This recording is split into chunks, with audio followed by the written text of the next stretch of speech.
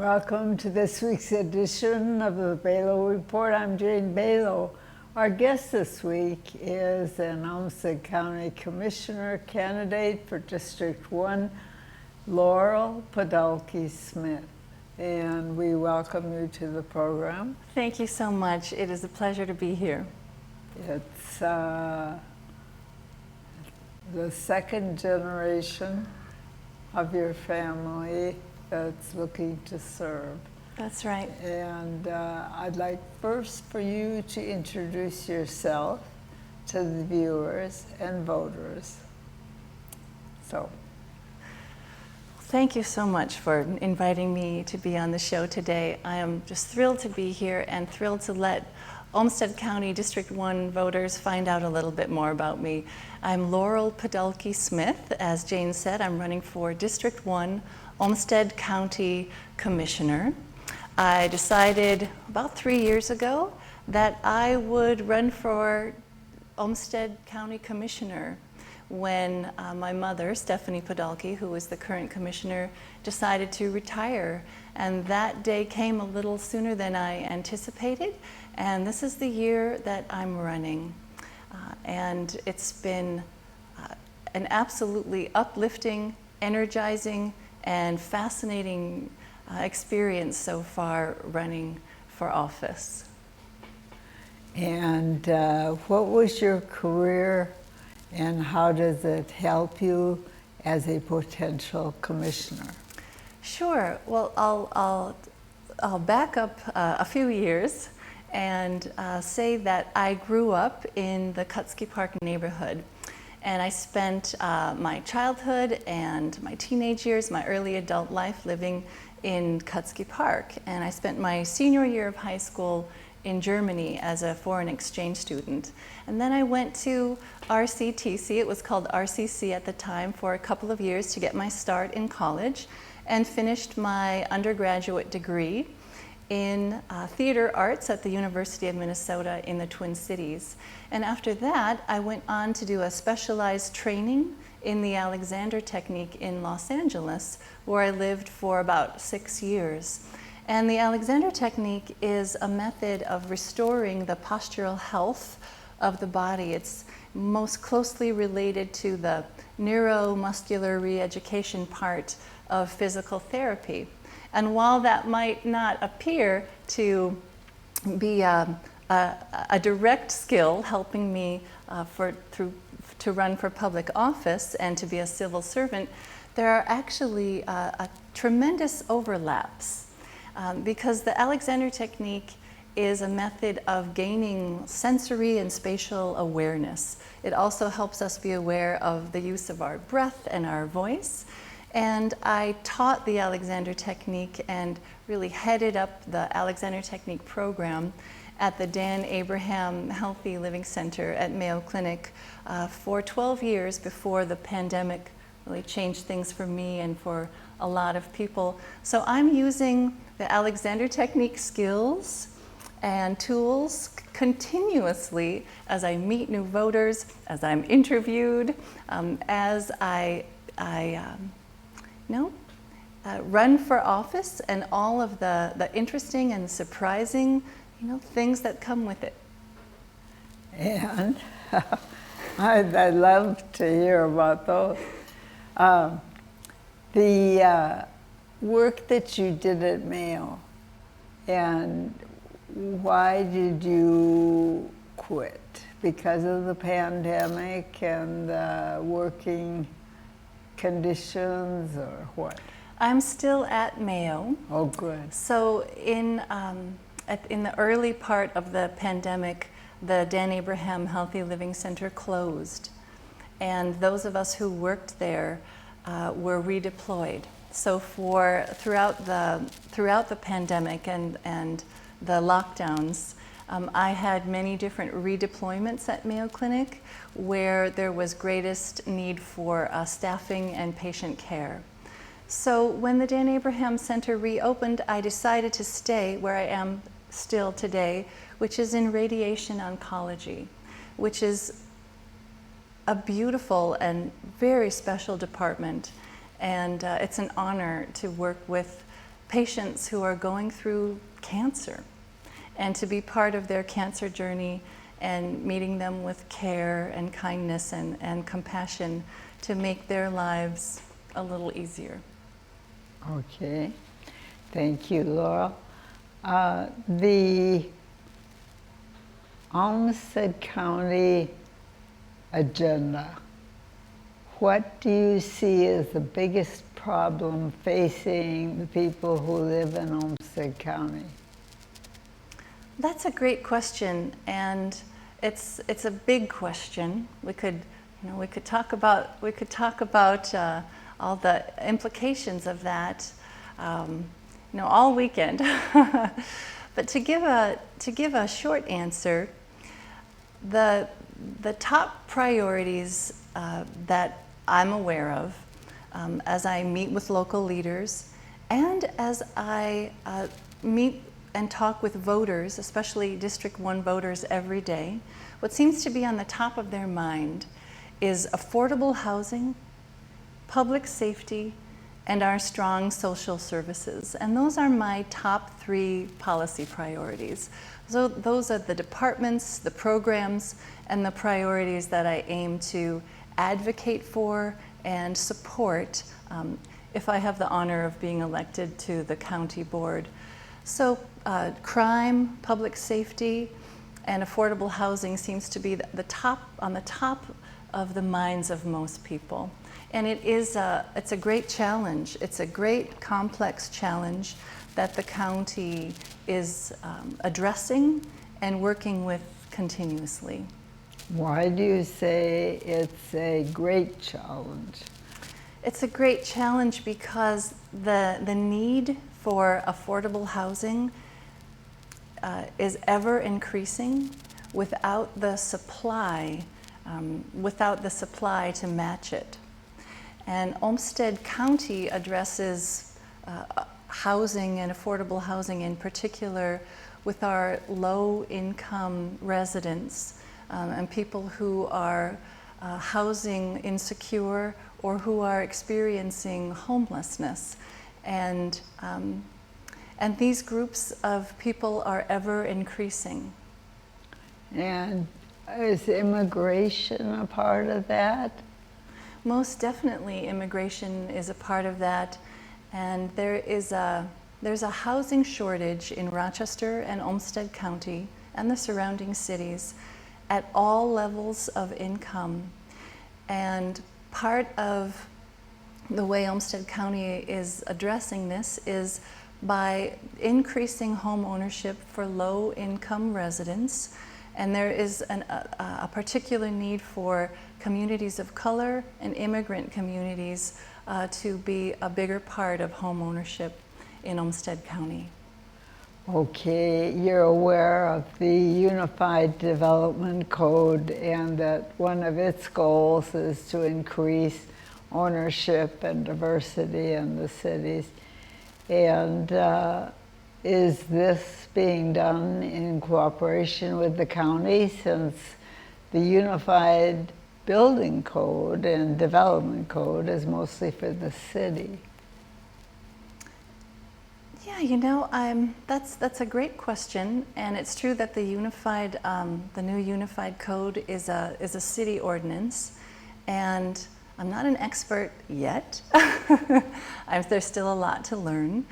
And my understanding is that building ordinances and codes, whether they're under the jurisdiction of the city or the county, that these would have to work together because Rochester is also in Olmsted County. Right. Okay. The lot sizes and the places for construction of additional dwellings on current lots are all aimed at increasing the housing in the city and making the density a little more. But I'm not sure about the county, if the county will follow suit. And that may be a question for the county. The county The county has a housing authority, the HRA, the Housing and Redevelopment Authority, and they are currently involved in 2 building projects for low-income people.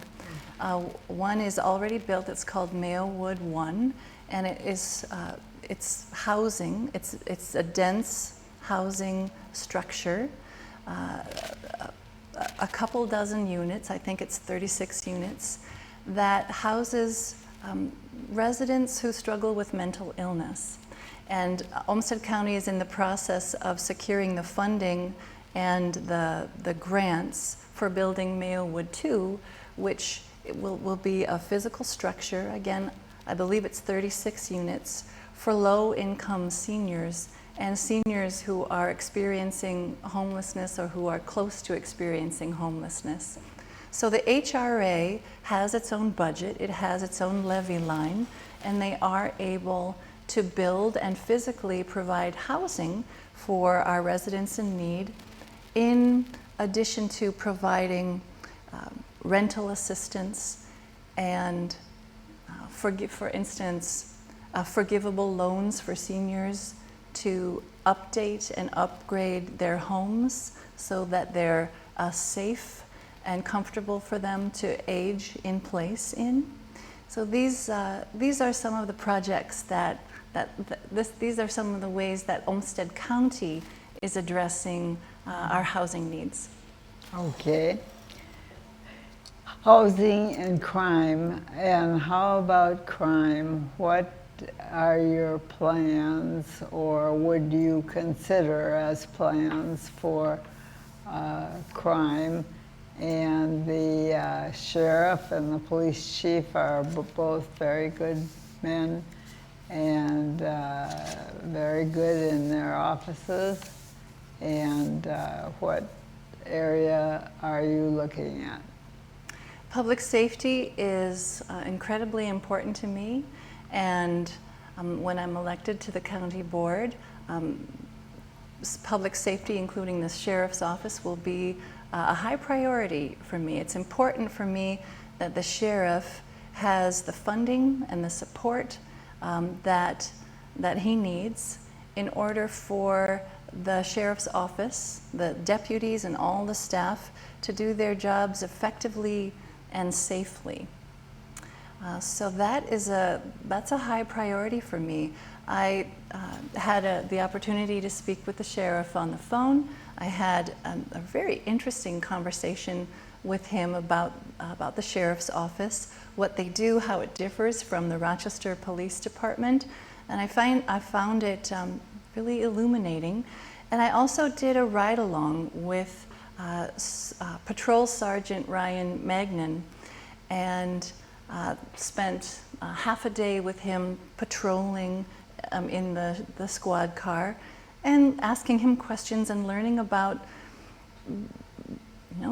a day in the life of a sheriff's deputy. And that was extremely interesting. And part of what I came to understand about how the sheriff's office and the police department differ is that while, yes, it's true, they have uniforms, squad cars, it's part of law enforcement, and they patrol, the sheriff answers calls and responds to calls outside of the city of Rochester, and which is a much larger geographical space than the city of Rochester itself.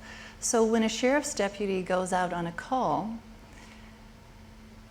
it could be a remote part of the county, and backup is nowhere nearby.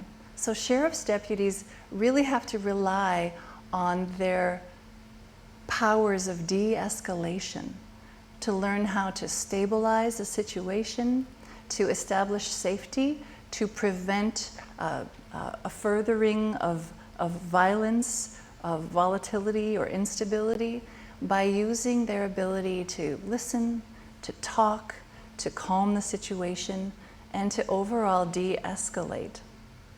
And if I hadn't gone out on my ride-along with the patrol sergeant, I might not have known that.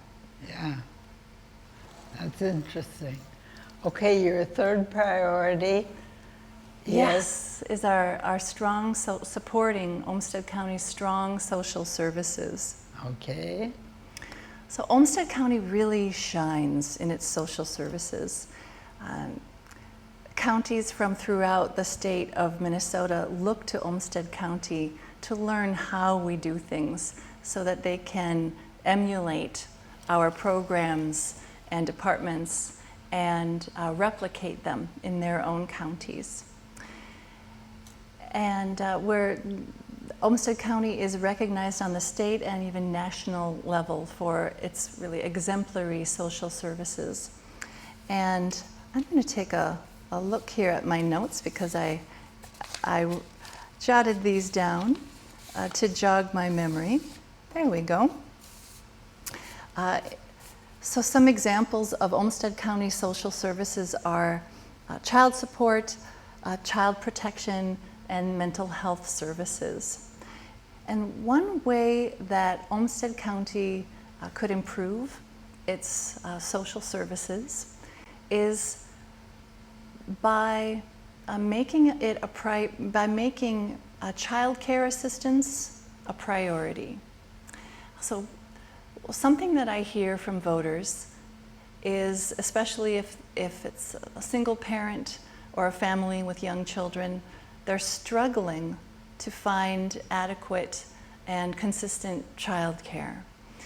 And something that the county could do is advocate for child care assistance to be an entitlement rather than a limited support, which would mean that every family or parent in need of child care assistance would get it, that support wouldn't run out, it would be an entitlement.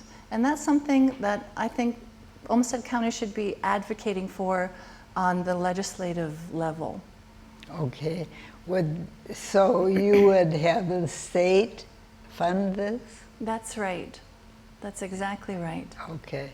Because when you gave your priorities about the biggest challenges facing the county, some people would say it's cost and taxes, and so we look at everything through that lens, if you will. In a very general sense, the biggest problem or the biggest challenge that Olmsted County is facing is the same kind of challenge that many large organizations face, which is increased need with reduced funds or resources to satisfy that need.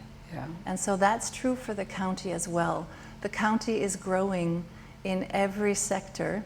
Needs are growing and increasing, which means that funding has to grow in order to match that need. And ideally, the county advocates on the state level for the funding of state and federally mandated services that we are required by law by the state of Minnesota to provide residents.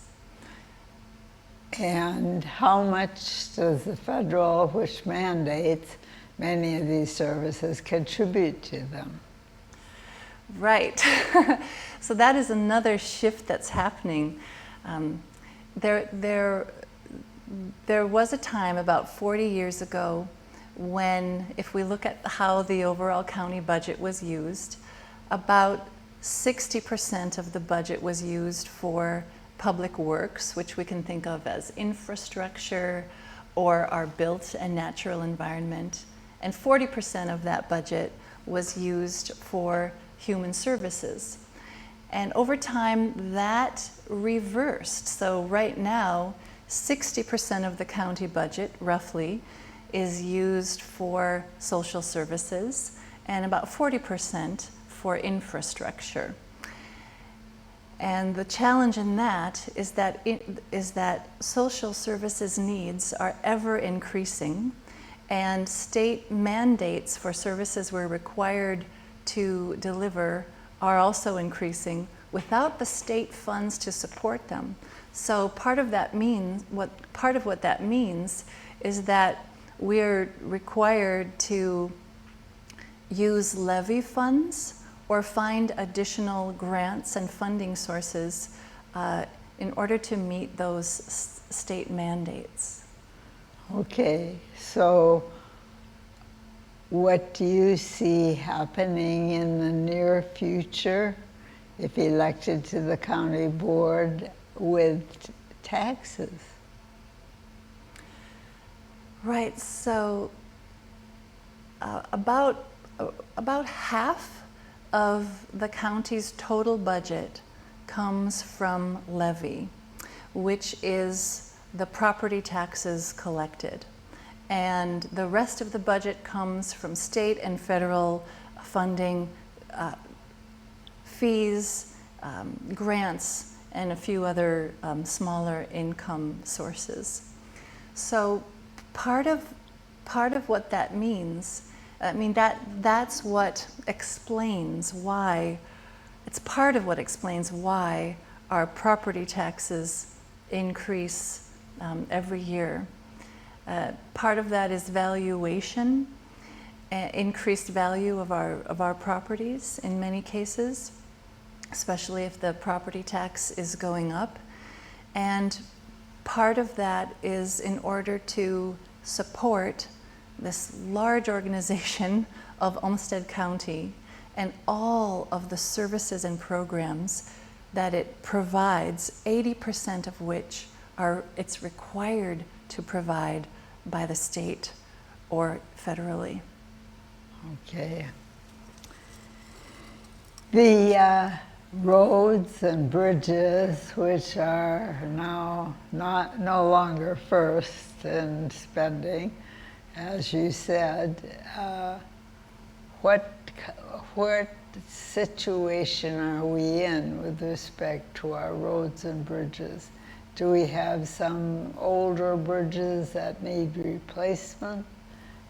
Roads that need regular upkeep? What do you see? No, I met with the director of Public Works, and she gave me a really interesting overview about our infrastructure, our roads and bridges, the difference between a city road and a county road, and what the county is in charge of in terms of our roads and bridges and other infrastructures.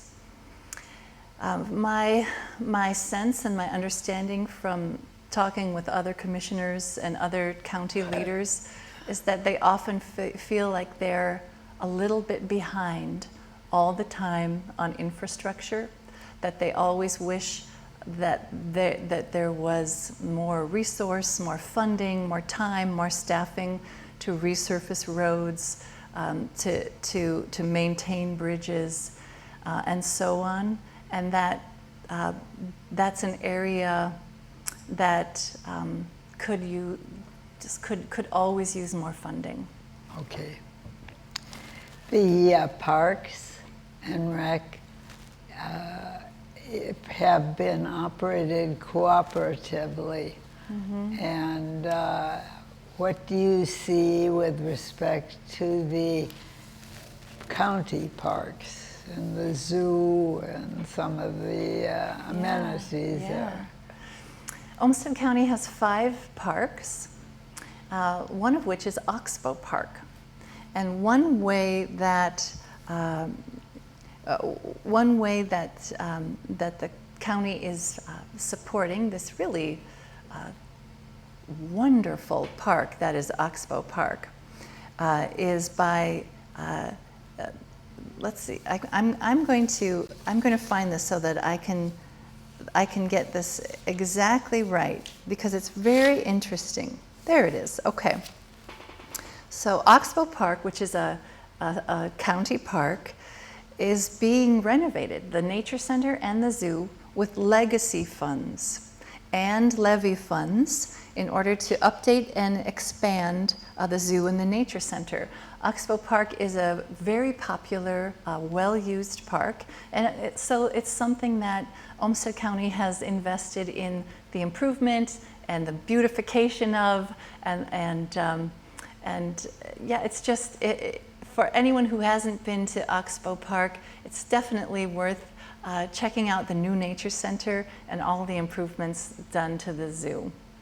And I know that parks in general are just a wonderful county-wide amenity for our visitors and all Olmsted County residents, and parks are a top priority for the county board, and I'm just very proud of our beautiful, well-maintained,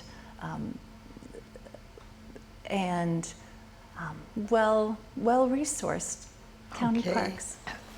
How about clean water, clean air, and disposal of waste? Yes. So I was the 12-year-old kid who was so excited about the new waste-to-energy facility that when I had friends come to town to visit, I would take them on a tour of our waste-to-energy facility because it's so visually and sensorially fascinating, and it's a marvel in engineering. And since then, since the 80s, I guess that would have been, like the new burners have been built, it's expanded and grown. And when I met with Tony Hill, who is the director of waste and recycling, he outlined for me a really ambitious vision he has to make Olmsted County on par with Denmark, who is the world's leader in clean energy and recycling practices. Okay. So just taking a step back, part of what the county really needed was the state legislature to pass its infrastructure bonding bills, and it didn't. So there were three main projects in the county that didn't get bonding support that they really were anticipating. And one of those projects was the MRF, the Materials Recovery Facility, which will be hopefully a facility that handles Olmsted County's recycling. And it will also include composting and other practices that will greatly enhance our overall ability to deal with waste and recycling, including lawn waste and garden waste. So I am in full support of these initiatives to improve our waste to energy practices and improve our practices with recycling, because they're organized around being energy efficient and the least polluting, and they're really green initiatives. So we can be the Denmark of Minnesota. we are literally out of time before we're out of problems facing the city, but I'd like to give you a couple of minutes anyway to address the voters and the viewers. So go ahead. Thank you. That went by so fast. I know. So Olmsted County residents and District 1 voters in particular, what we do makes a difference. And it's up to us to decide what kind of difference we want to make. And the difference that I want to make is to dedicate my life's work to civil service, to do as much good as I can, to improve the quality of life for Olmsted County residents. And really that is my deepest motivation for running for county commissioner, to do the most good I can possibly do. All right, Laurel Podulke Smith, thank you for the interview, and we wish you luck. Thank you. Thank you so much, Jane. Thank you, our viewers, for your interest in the county, the city, the state, the nation, and the world. And we'll be back with you next week, same time, same channel. In the meantime, have a very good night and a very good week.